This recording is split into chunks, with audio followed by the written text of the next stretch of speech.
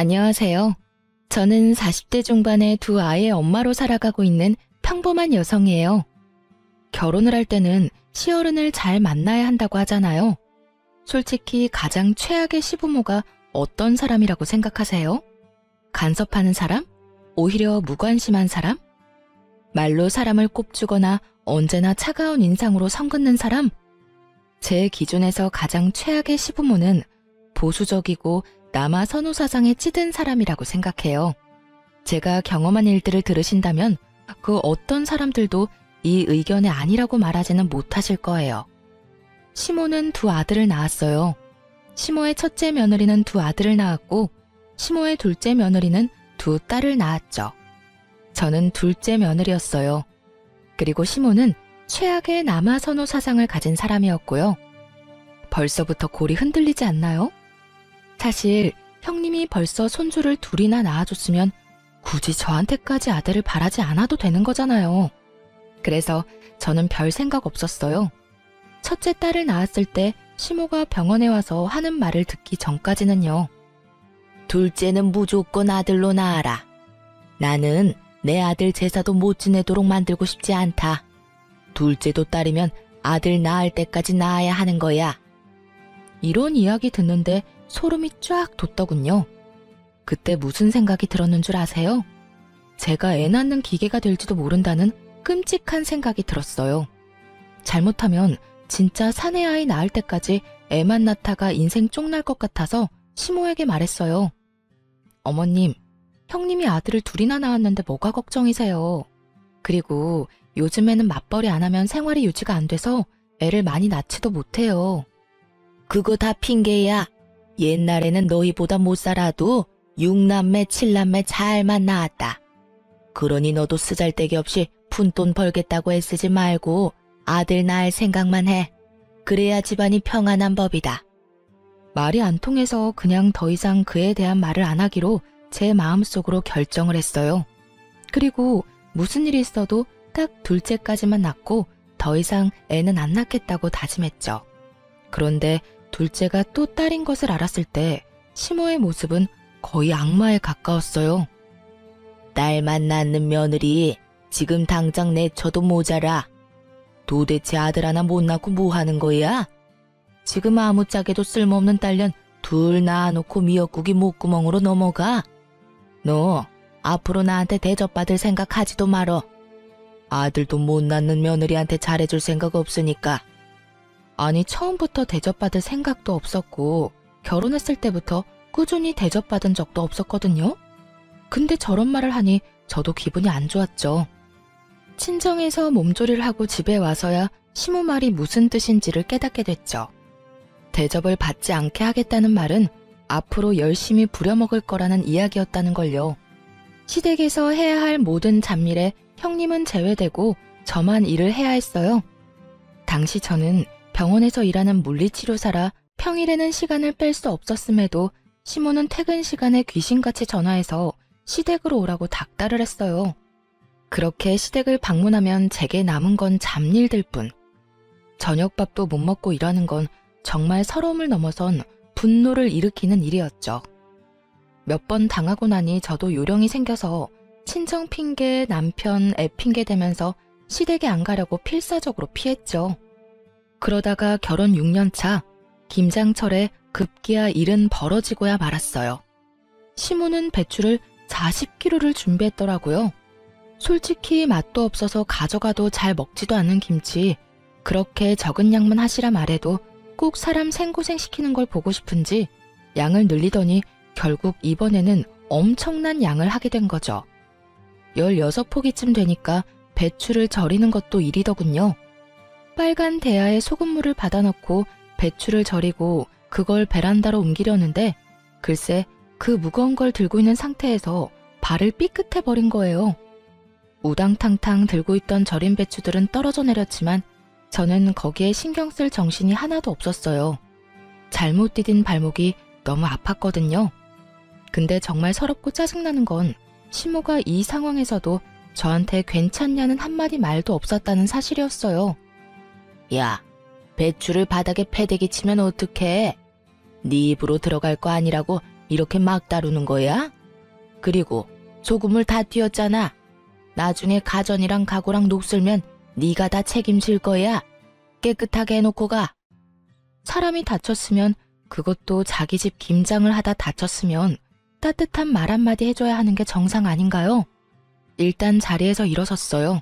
그리고 시모한테 말했죠. 어머님, 발 삔 것 같은데 조금 이따가 해도 될까요? 발목을 접질른 것 같은데 상태가 좀 안 좋아서. 제가 병원에서 일하는 물리치료사인데 제 발목 잘못된 거 아닌지 모를 리가 없죠. 그렇지만 너무 급성이라 발목에 티가 안 나더라고요. 최소 염좌, 까딱 잘못하면 금까지 갔을지도 모른다는 생각을 하고 있는데 시모가 제 말에 버럭 고함을 지르더군요. 너 엄살 떠는 거야? 아니면 설마 일하기 싫어서 일부러 넘어진 거 아니냐? 이것 봐. 요새 젊은 것들은 이래서 안 돼요. 한 것도 없이 요령만 피우고 당장 바닥에 있는 것들 안 치워?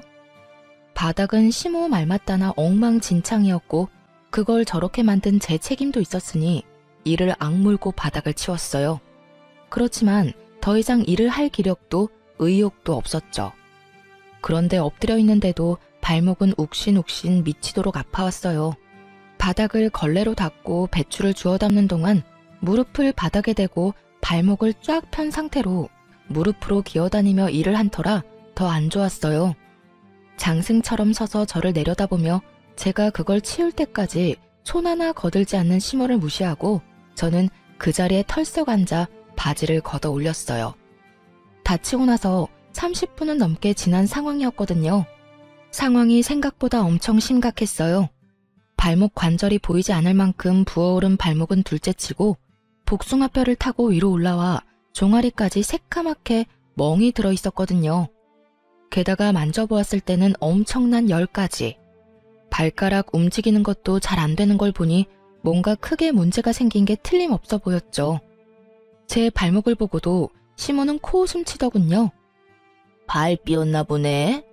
그 정도는 하루 쉬고 나면 가라앉으니까 오늘은 할 일 다 끝내놓고 가. 할 일이란 건 배추를 절이는 일일 거고 그건 아직 절반도 넘게 남아있었어요. 저는 시모 말을 무시하고 폰을 열었죠. 네, 제가 발목을 접질렀는데 지금 열도 나고 꼼짝도 못할 정도로 아파서요. 네, 도와줄 사람도 없고요. 오른쪽 발목이라 제가 직접 차를 몰 수도 없어서 구급차를 좀 보내줬으면 좋겠어요. 지금 열이 발목뿐만이 아니라 몸에도 나고 있어서. 제가 전화한 곳은 119 구급센터였어요. 저 스스로 차를 운전할 수도 없고 저를 데려다 줄 생각도 없는 시모를 두고 선택할 수 있는 방법은 많지 않았어요. 게다가 시댁은 도시 외곽에 있었기에 택시도 잘 다니지 않던 곳이었거든요. 야, 너 꾀병이면서 구급차까지 불렀어? 일하기 싫어서 이렇게까지 하는 거야? 젊은 것들이 식은 머리가 없어서 지금 내놓은 건 다 하고 가야 할 거 아니야. 저한테 욕을 하던 말던 저는 주섬주섬 제 짐을 챙겼어요. 널브러진 배추들과 소금물이 담긴 커다란 고무통은 그대로 놔두고 말이죠. 구급차가 빠르게 시모집 현관문을 두드렸고 구급대원이 들어와서는 저를 부축했어요. 도와줄 사람이 없다고 해서 그런지 화를 내며 짜증을 내는 시모를 힐끗 쳐다보더라고요. 그래서 말해줬죠. 제 발목이 이 지경이 됐는데도 꾀병이라고 말하는 사람이에요. 이 다리로 배추를 다 절이고 가라니 말이 되는 소리예요? 구급대원도 진상과 엮이고 싶지는 않은지 시모를 모른 척하고는 구급차로 이동했어요. 다쳐서 구급차를 타고 병원을 가는데 마음이 한없이 편해지더라고요. 시모 면상 안 봐도 된다는 생각이에요. 그렇게 병원에 도착한 저를 기다리고 있던 건 의사의 무시무시한 소식이었죠. 발목 상태가 많이 안 좋아요. 다쳤을 때 바로 병원을 오셨으면 이렇게 뼈가 어긋나지는 않았을 텐데요. 다치고 발 많이 쓰셨어요? 네, 배추 절이다가 이렇게 됐는데 어머님이 바닥에 떨어진 거 당장 다 치우래서 엎드린 채로 좀 치웠어요. 그래서 그런 것 같아요. 아이고, 고생 많으셨겠네요. 어쨌든 지금 수술은 필요합니다. 열어서 고정시켜서 핀 박아야 해요.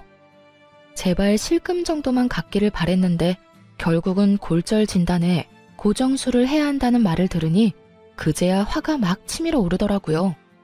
제 직업이 병원에서 일하는 물리치료사인데 지금 이 발목 때문에 그 일도 제대로 못하게 될지도 모르잖아요. 적어도 2달 병원 신세 지는 건 당연해 보이는 발목을 보며 제가 한숨을 푹푹 내쉬고 있는데 전화통에는 불이 나더군요. 야, 너 왜 안 와? 병원에서 사진 찍고 볼 거 다 봤으면 와서 김장해야 할 거 아냐? 배추라도 다 절이고 가야지. 일하다 중간에 내빼는 게 어딨어? 너 이런 식이면 나도 너 가만 안 둬. 딸밖에 못 낳은 년이 시댁에서 일도 안 해? 그럼 내가 뭐하러 너를 며느리로 받아들였겠니? 본부는 다 해야지. 아프다고 안 하고 힘들어서 못하고 그런 게 우리 집에서 통할 거라고 생각해?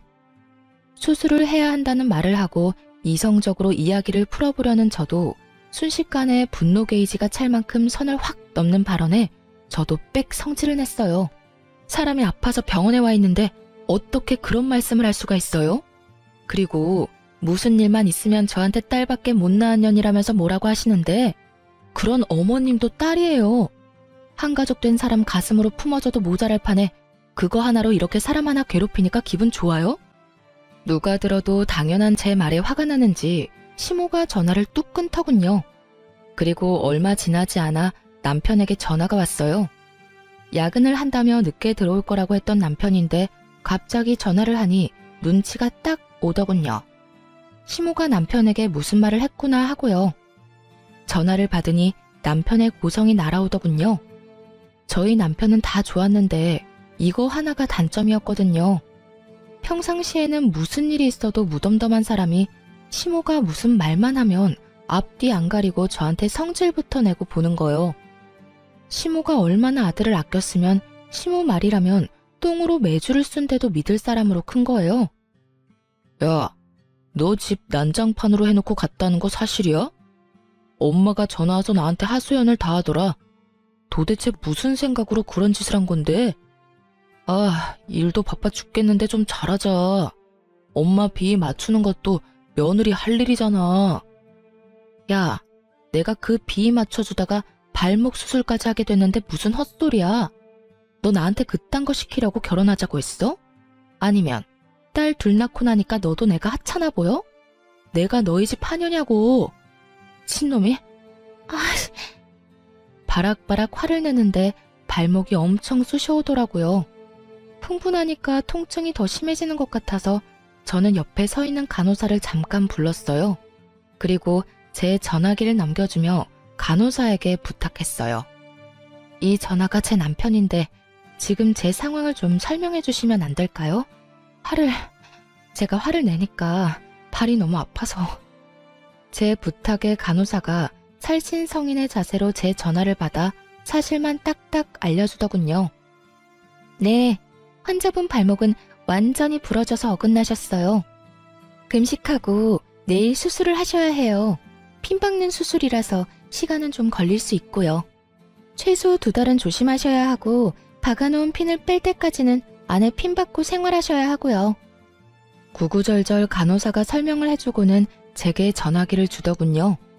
남편이 뭐라 말하려는데 저는 전화를 끊었어요. 그러자 야근을 접고 응급실로 달려왔더라고요. 이게 다 무슨 일이야? 엄마는 당신 다쳤다는 말 없었는데. 당신한테는 어머님 말이 법이야? 어머님한테 무슨 짓 했냐고 묻고 네 눈으로 똑바로 봐. 내가 어떤 꼴인지. 이런 꼴인데도 나한테 김장이나 하라고 난린데 당신이 나한테 위로도 못할 망정 어머님하고 같이 붙어서 나란히 내욕을 해? 누가 봐도 심각한 제 다리에 남편이 꿀먹은 벙어리가 되더군요. 괜찮냐는 말 한마디가 나올 수나 있었겠어요? 염치라는 게 있는 놈이면 아무 말도 못하는 게 정상이지. 그런데 남편이 제 눈치만 보는 동안 시모에게 또 전화가 오더군요. 저는 제가 받지 않고 남편에게 넘겼어요. 왜 나한테 줘? 그 전화 내용을 들어보면 내가 왜 주는지 알 거야. 잔말 말고 전화나 받아. 네.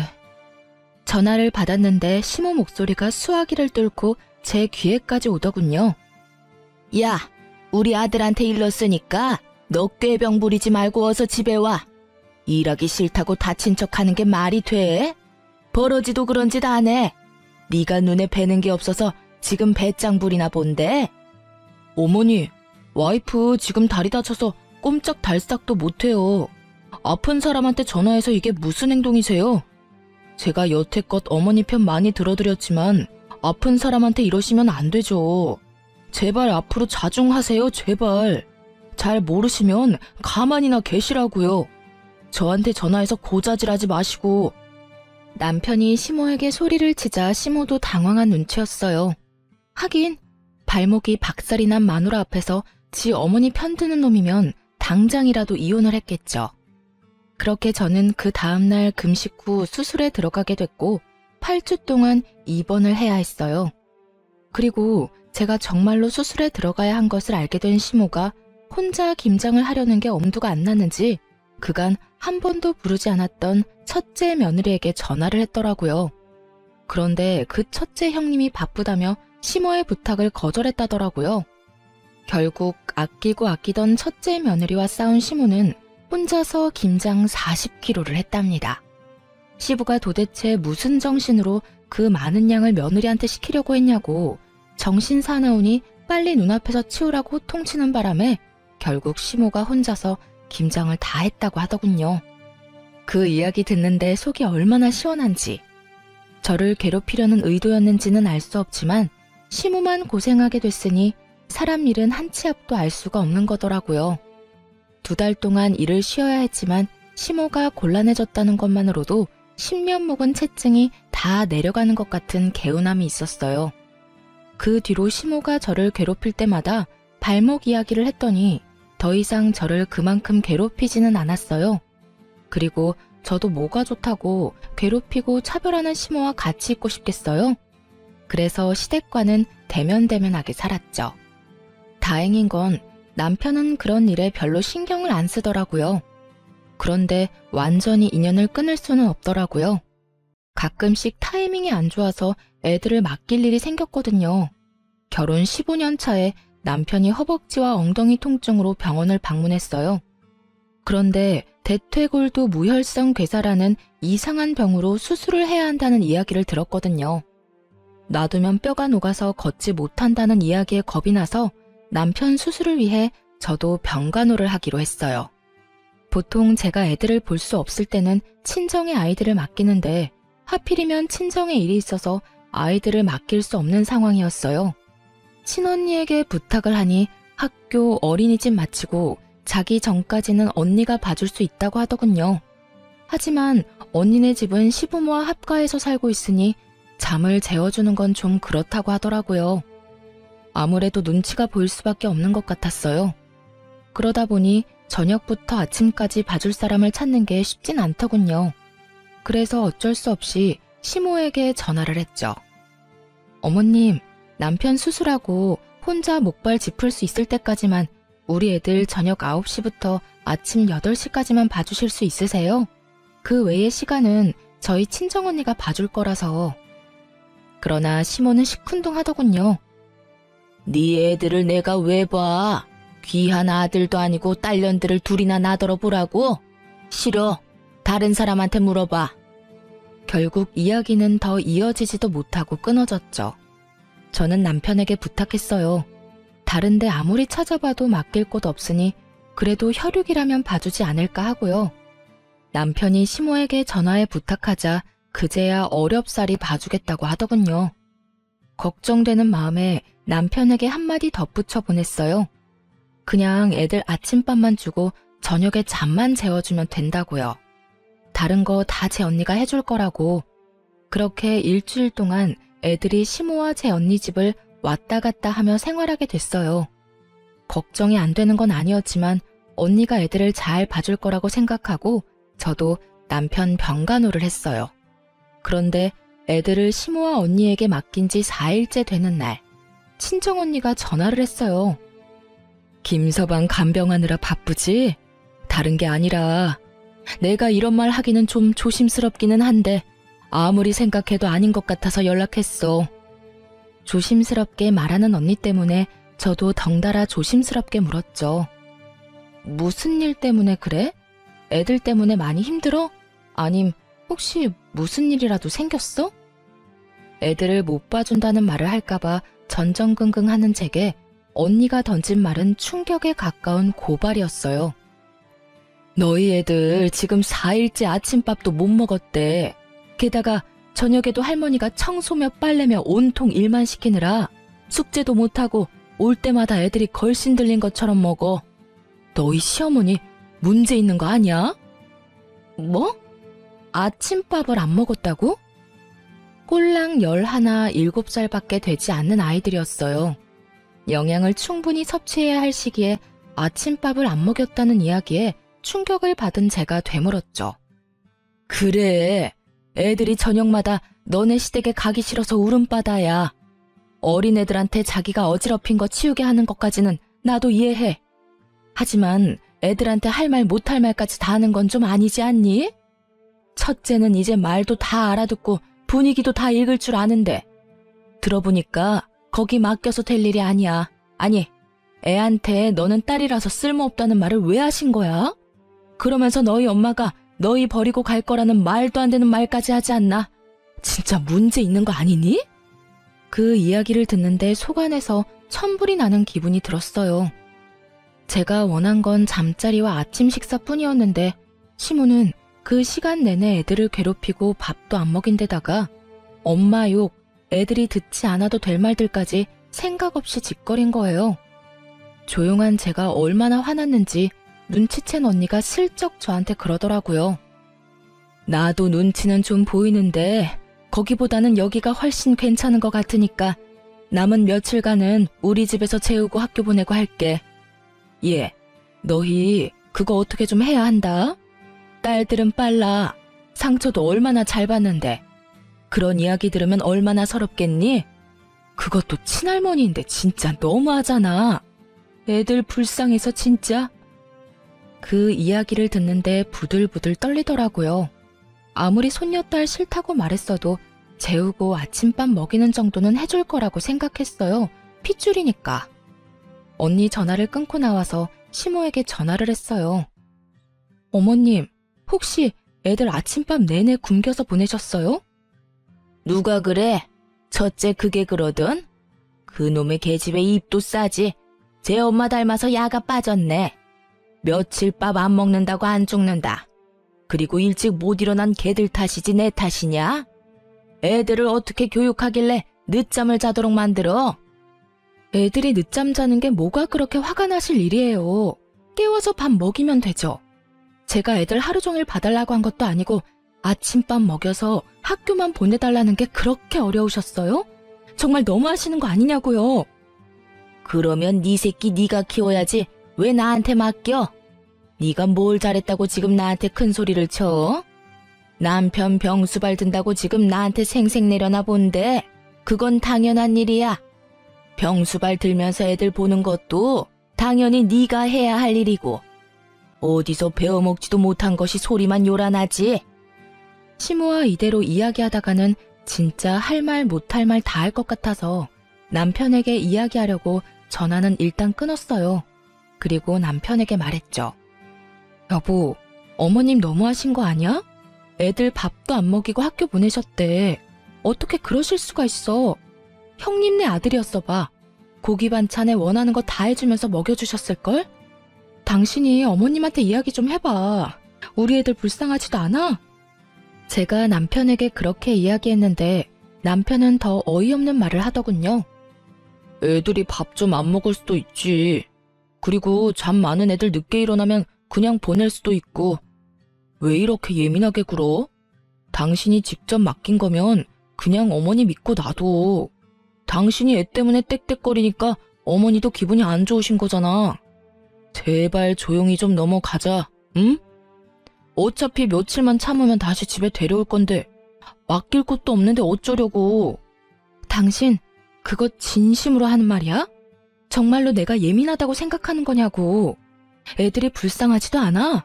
당신도 아침밥 정도는 걸러도 된다고 생각하는 거냐고. 당신 어쩜 그렇게 냉정해? 당신도 어머님한테 옮았어? 아들이 아니라서 막 다뤄도 된다고 생각하는 거냐고. 그런 말이 아니잖아. 어차피 맡겨놓은 거 힘 빼고 놔두라는 거야. 배고프면 알아서 밥 달라고 하겠지. 그리고 한 끼 안 먹는다고 안 죽어. 태연스레 말하는 남편놈을 보며 저는 온몸에 소름이 돋는 기분이었어요. 미친놈. 그 한마디를 남편에게 던지고 저는 남편을 병실에 놔두고 시댁으로 돌아왔어요. 올 때가 아닌데 돌아온 저를 보더니 시모가 눈을 크게 뜨며 묻더군요. 네가 왜 여기 있냐? 우리 아들 간병하는 거 아니었어? 누구한테 맡기고 온 거야? 저는 그런 시모 말도 무시하며 애들 짐부터 쌌어요. 싸가지 없는 말이나 하고 애들 귀한 줄 모르는 인간 병수발 드느니 애들 보는 게 더 낫다는 생각이 들었거든요. 남편 혼자 놔두고 왔어요. 어머님이 우리 애들 그런 식으로 취급하는 줄도 모르고 제가 미친 짓을 했네요. 고양이한테 생선을 맡긴 꼴이었지. 불쌍한 내 새끼들 굶고 눈치 봐가며 할머니 집에 있는 줄 알았으면 남편 병수발이나 들고 있지 않았을 거예요. 지금이라도 알았으니 애들 데리고 갈게요.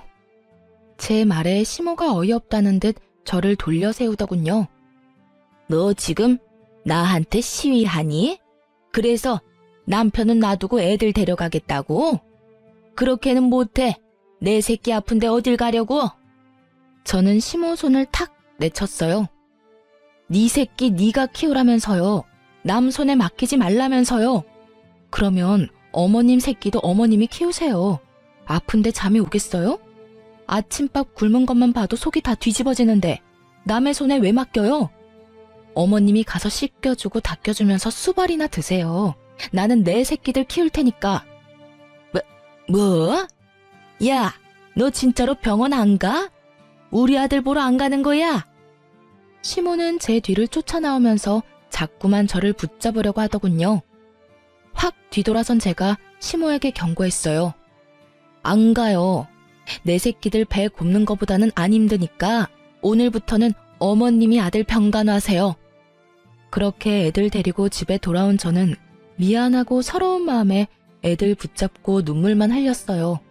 울지 말아야지 하는데도 미안한 마음만 들잖아요. 도리어 애들이 저에게 울지 말라며 엄마 잘못 아니라고 말해주는데 이것들을 두고 제가 망할 남편놈 병간호나 하고 있었다는 사실이 참을 수 없이 기분이 더러워졌어요.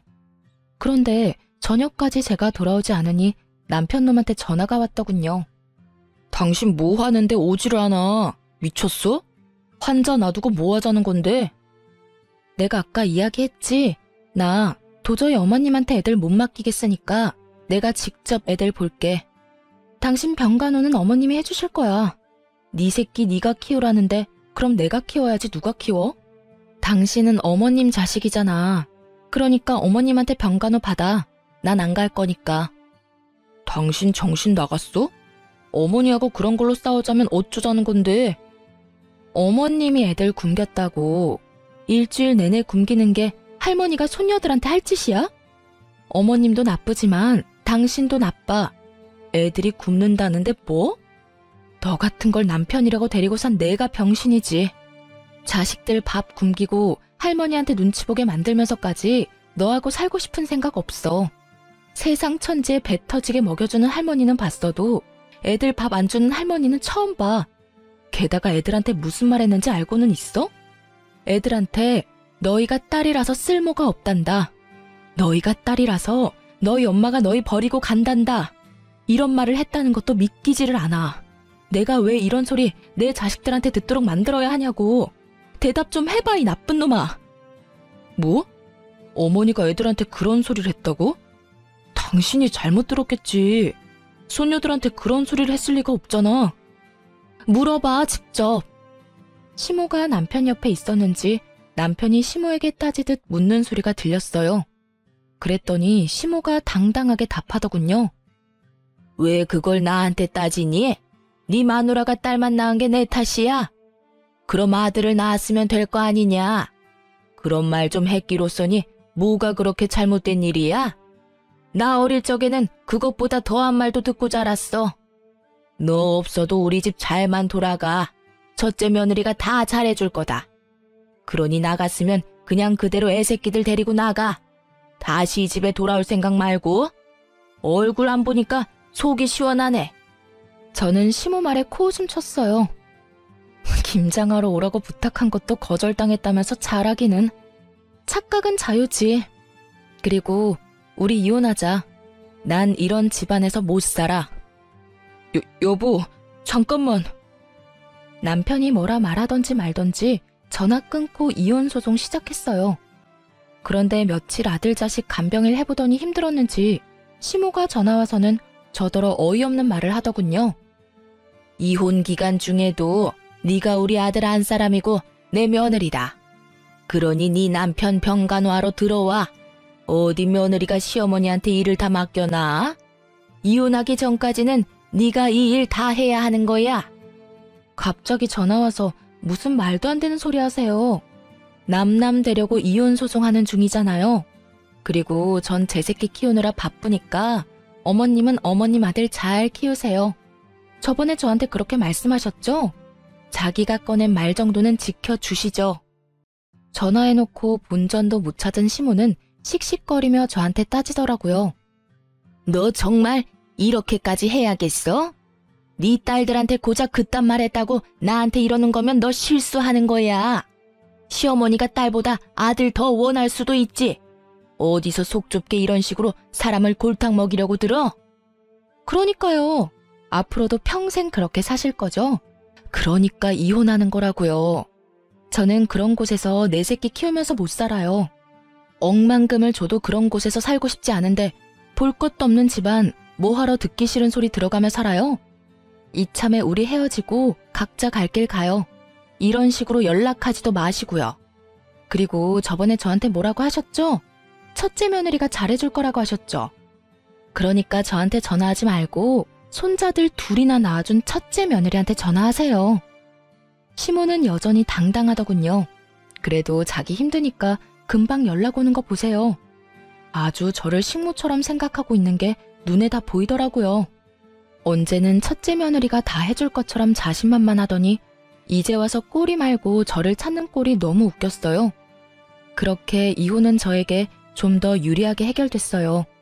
저희가 살던 신혼집도 처음부터 공동명의에 반반 부담한 거라 그대로 나눴고 친권, 양육권, 위자료 싹 다 제가 가져왔어요. 저는 받은 돈과 은행에서 대출한 금액으로 딸아이 둘과 같이 살 집을 샀어요. 그런데 이미 이혼도 다 된 마당에 형님에게서 전화가 왔어요. 결혼 기간 동안 얄미운 사람이기도 했고 항상 저한테 일 시키고 본인은 몰래 빠져나가던 사람이라 좋게 볼 수는 없는 사람이었어요. 동서, 잘 지내? 아휴, 나 동서네가 이혼하고 나서부터 어머님한테 끌려다니느라 힘들어 죽겠어. 이혼하니까 많이 편하지? 어쩐 일로 전화하셨어요? 동서는 도련님이랑 다시 잘해볼 생각은 아예 없어? 이제 막 이혼한 사람에게 이런 걸 물어보는 형님에게서 뭔가 머뭇거리는 느낌이 들었어요. 왜 그런 걸 물어보세요? 이혼한 동서한테 이런 말 꺼내기도 민망하긴 한데 아버님이 얼마 전에 쓰러지셨거든. 그래서 어머님이 나한테 합가해서 아버님 수발을 같이 들자고 하는 거야. 근데 동서도 잘 알잖아. 나는 그런 일 여태 해본 적도 없고 바쁘기도 많이 바빠서. 인간이 이렇게 비양심적이어도 되나요? 어떻게 이혼한 동서에게 시부 수발을 들기 위해 이혼을 다시 생각해보라는 말을 할 수가 있는지 이해가 전혀 안 갔어요. 죄송한데 저는 생각 없어요. 싫어서 이혼한 거고 이혼 서류에 잉크도 아직 덜 말랐어요. 그리고 무엇보다 그 집안 저는 두 번 다시 가고 싶지 않아요. 형님은 아들을 둘이나 낳아서 여태껏 시어머니 등살에서 잘 피해 다니셨죠? 저는 그 잔소리, 악담 모두 맨몸으로 다 받았어요. 그쪽으로는 머리도 두고 싶지 않은 게 제 마음이에요.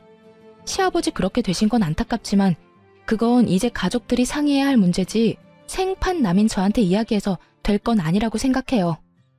차갑고 냉정하게 딱 잘라 말하고 나니 형님도 당황했는지 급하게 전화를 끊었어요. 그리고 나중에야 그 집안 소식을 들을 수 있었어요. 정말 웃겼던 게 그렇게 믿고 의지하려던 첫째 며느리는 시모 요구에 거절한 것도 모자라 아주버님을 들들 볶았던 모양이에요. 아주버님이 시모를 찾아와서는 시모에게 미쳤냐고 진짜 노망난 거 아니냐고 악담을 퍼부었답니다. 동생처럼 자기도 호래비 만들 작정이냐며 합가에서 마누라랑 헤어지면 어머니가 책임질 거냐고 이럴 거면 인연 끊고 지내자면서 아주 집안을 풍비박산으로 만들어 놓고 가셨다더군요. 그 와중에 전 남편은 심호 간병을 받아 무사히 퇴원했으면서 집에 오자마자 짐 다 챙겨서 아픈 시부와 시모 놔두고 그대로 집을 나갔다고 하더라고요. 입이 불어터져라 아들 사랑, 손주 사랑을 외치던 시모였건만 시모를 위해 시부를 함께 수발 들어줄 사람은 없던 모양이에요. 결국 시모는 두 아들과도 연이 끊기고 며느리에게도 대차게 까여서 혼자 시부 수발을 들었다고 하더군요. 제가 들은 소식은 딱 거기까지였어요. 솔직히 여기까지 듣고도 정말 고소하더군요. 저 내치고 잘 살 것처럼 기세등등하더니 결국 보세요. 완전 버림받고 혼자 남겨졌잖아요. 그러니 사람이 마음을 곱게 써야 하는 법이에요. 그렇게 저는 그 사람들을 잊고 제 일에 집중하게 됐어요. 아이들을 보기 위해 시간 조율이 좋았던 요양병원에 취직하게 됐죠.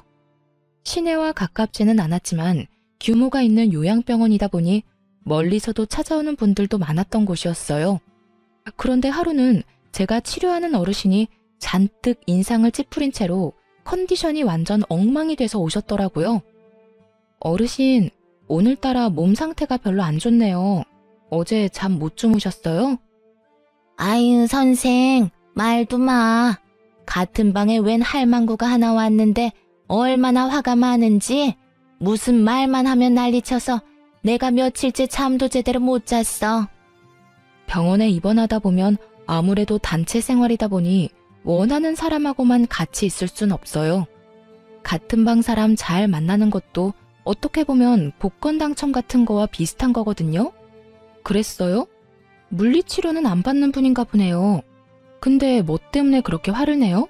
혹시 치매? 아니야. 내가 가만히 지켜보니까 다 할망구가 잘못했더만. 이 할망구가 들어온 그날부터 하루에 10번도 넘게 아들들 며느리한테 전화를 하는 거요. 전화에서는 너희가 어떻게 이럴 수 있냐? 나를 여기다 버리고 너희끼리 잘 살 것 같냐? 난리더라고. 그래서 내가 넌지시 물어봤지. 근데 그 할망구 하는 말이 아들놈들 뼈 빠지게 키워놨더니 다 소용없다고. 자기가 남편 수발 드는데 아무도 안 도와줘서 이렇게 병을 얻었는데 다들 나 몰라라 한다고 말이지. 엄마를 애물단지 취급하면서 연락도 먼저 안 하고 연락하면 그렇게 귀찮은 티를 낸다면서 고함을 지르더라고. 어머나, 그랬어요? 제가 보기에는 어르신 따님들이 자주 면회 오시니까 그것 때문에 더 비교돼서 그런 것 같은데요. 내가 봐도 그래 보였어. 우리 딸들이 워낙 싹싹하잖아. 와서 나눠 먹자며 과일도 주고 음료수도 주고 하는 모습을 보더니 나한테 악담을 하더라고. 딸만 낳았냐며. 아들이 없어서 어떡하냐고 빈정대는데 열받아서 나도 한마디 했지. 딸 있는 나는 매일같이 면회하는데 아들 낳은 그 짝은 여태껏 아들 코빼기도 안 보이냐고. 그랬더니 그 뒤로 아주 아들 욕을 있는 대로 하더라고. 그러더니 어제 할망구 아들이 왔대. 둘째라던데 이혼한 지 1년 반쯤 됐다던가? 뭐 난 잘 모르겠는데 어쨌든 둘째 아들이 왔는데 그 할망구가 아들한테 악다구니를 썼어. 왜 여기 처박아 놓고 들여다보지도 않냐고 말이야. 그랬더니 아들놈 하는 말이 기가 막히더만. 엄마가 마음을 곱게 썼으면 며느리들이 왔을 거라고. 자기 이혼한 건 엄마 책임이 크다면서 그 사람 많은 데서 늙은 엄마를 핍박하는데 살벌하더만. 내가 봤을 때는 그 할망구도 잘못했는데 아들놈도 싹퉁머리가 없는 게 영. 어르신에게 이야기를 들을수록 뭔가 모르게 묘하게 익숙한 느낌이었어요. 그래서 그분이랑 싸우느라 잠을 못 주무신 거예요? 아니, 그 할망구가 여기 오고 나서부터 약간 치매기가 왔거든. 그놈의 핸드폰만 붙들고 내내 전화를 하니까 어제 아들이 왔는데 그런 소리를 하고 갔으니 이 할망구도 정신을 놔버렸는지 어쩌녕 내내 불도 안 들어오는 전화통 붙들고 아들 이름인지 뭔지 누구야 누구야 불러대면서 온 방에 사람들 잠도 못 자도록 하고 아휴, 밤에 잠도 안 자, 낮에도 안 자. 기운은 어찌나 좋은지 목소리만 커서. 내가 그래서 잠을 못 잤어. 오늘도 내가 걱정이야. 그 할망구 잠 안 자고 또 고함 지를까봐. 며칠 만에 헬쑥해진 어르신을 보니 궁금증이 치솟더군요. 그래서 시모 이름을 검색해봤어요. 제 어르신 방에 얼마 전에 들어온 사람 이름이 시모 이름과 같더라고요. 그리고 주소도 시댁 주소가 맞았고요. 보호자 이름도 전 남편 이름인 거 확인했어요. 우연도 이런 우연이 없었어요.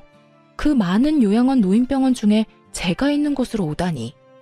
그렇게 잘 살 것처럼 굴더니 결국은 두 아들 모두에게 버림받고 홀로 노인병원에서 면회도 없이 있는 거 보니 자식을 시모처럼 키우면 안 되겠다 하는 생각이 들었죠. 시모가 손녀들한테는 못되게 굴었어도 아들, 손자들한테는 잘했거든요. 그런데도 보세요. 결국 아픈 시모 병실에 면회 오는 사람이라고는 아무도 없다는 거죠. 저도 병원에 있으면서 보는 게 있잖아요. 마음씨 곱고 자식들, 며느리들한테 따뜻하게 대해주신 어른들은 자식, 며느리 할 것 없이 자주 와요. 받은 만큼 돌려주고 싶은 게 사람의 마음이거든요. 그런 어른들은 복 받았다고 말하기도 하는데 사실 자신이 한 만큼 돌아온 거죠. 말년이 쓸쓸한 게 왜 보기 힘든 거냐면 그 쓸쓸함 속에 내가 걸어온 길이 있기 때문이라고 제가 모시는 어르신 한 분이 그러더군요. 그쯤 되면 다들 그렇게 인생에 통달하시곤 해요. 그러니 시모의 이런 상황이 제게는 참 착잡했어요. 저를 괴롭히고 제 어린 두 딸을 괴롭혔으니 이런 꼴 당해도 싸다고 말하고 싶지만 그렇게 애지중지하던 아들과 손주들에게까지 손절당한 거 보면 왜 그렇게 사셨나 싶기도 하고요. 자기 인생 남이 살아주는 거 아니니 더 열심히 남들과 좋은 인연 맺고 살아야 하는데 왜 저한테 그렇게 못되게 굴었는지 사실 지금도 이해는 안 가요. 솔직히 이해하고 싶은 마음도 없고요. 그저 자기가 살아온 대로 받고 있구나 싶은 생각이 들었어요. 시모에게 측은한 마음을 갖기엔 제가 당한 게 너무 많아서 그런 마음이 들지도 않더라고요. 그저 제 자식들은 시모가 키운 자식들처럼 키우지는 말자고 다짐했어요. 그 뒤로도 시모와 모르는 사람인 척 지내고 싶었는데 전 남편이 입원비 문의하러 병원 왔다가 1층 원무과에 들른 저와 마주치게 됐어요. 전 남편이 결혼했을 때도 보여주지 않던 아주 살가운 표정으로 제게 말을 걸더군요. 당신 여기서 일하고 있었어? 잘 됐네. 우리 어머니 여기서 치료받고 계시거든. 당신이 있으니까 그래도 마음이 든든하네. 이혼했더라도 애들 할머니잖아. 문제 안 생기도록 당신이 잘 챙겨줘. 끝까지 이기적인 인간이더군요. 그리고 웃겼어요. 이혼한 전 와이프한테 어머니를 부탁한다니. 염치가 없어도 이렇게 없을 수가. 예전이나 지금이나 양심 없는 건 똑같네? 내가 왜 당신 어머니한테 차별 대우해줘야 해? 물리치료 받지도 않고 나랑 접점 하나 없는 사람이거든? 내가 왜 그렇게 해줘야 하는지 이해가 안 가네. 잘 챙기고 싶으면 당신이 챙겨. 당신 어머니잖아. 이혼한 마누라한테 그런 거 부탁하고 싶어? 얼굴이 얼마나 두꺼우면 그런 걸 부탁해? 그리고 나 만나는 사람 있거든? 함부로 오해받고 싶지 않으니까 당신도 당신 가족들도 처신 잘해줘. 이딴 식으로 악연을 인연인 것처럼 만들지 말라고. 만나는 사람이 없었지만 거짓말했어요. 이 인간이 병원에 소문이라도 퍼뜨릴까봐 걱정도 됐으니까요. 뭐 여차하면 퇴사하고 다른 직장 찾아도 되는 거긴 했는데 그건 귀찮고 손도 많이 가는 데다가 결정적으로 제가 피해야 하는 게 너무 싫었거든요. 피하려면 지들이 피해야지 제가 왜 피하나요? 괴롭힌 인간들은 그쪽이고 저는 괴롭힘 당한 사람인데 제가 이악 물고 말했더니 전 남편도 가볍게 이야기할 만한 상황이 아니라는 걸 깨달았는지 아니면 자존심이 상했는지 며칠 뒤에 퇴원을 하고 나갔더군요. 무슨 이유에서였든 더 이상 엮이지 않게 돼서 저로서는 한시름 놓는 상황이 되긴 했어요. 그리고 여담이지만 딸애들은 제가 이혼한 그날부터 아빠를 찾지 않더라고요. 남편이 그리 좋은 아빠가 아니라는 것도 애들 반응을 보며 알았죠. 만약 애들한테 잘해줬다면 애들이 아빠와 헤어지는 걸 무덤덤하게 받아들이지는 않았을 테니까요. 그래도 제 이혼을 이해해주고 저를 도와 집안일도 해주고 있는 기특한 아이들을 보면 몸은 힘들지만 마음만은 가벼운 기분이 들어요. 이 아이들을 위해서라도 좀 더 열심히 살아야겠다는 다짐을 매일같이 하게 되네요. 그래도 가끔 전 남편과 시모가 생각날 때가 있어서 이렇게 사연글을 써보게 됐어요. 이렇게 하나하나 다 토해내고 나니 마음이 한결 가벼운 기분이 드네요. 그리 즐거운 일들은 아니었지만 이렇게 꺼내서 한풀이 하듯 다른 사람들과 나누고 나니 그간의 응어리가 조금씩 풀어지는 것 같네요. 그럼 지금까지 제 사연 들어주셔서 감사합니다. 좋은 하루 되세요.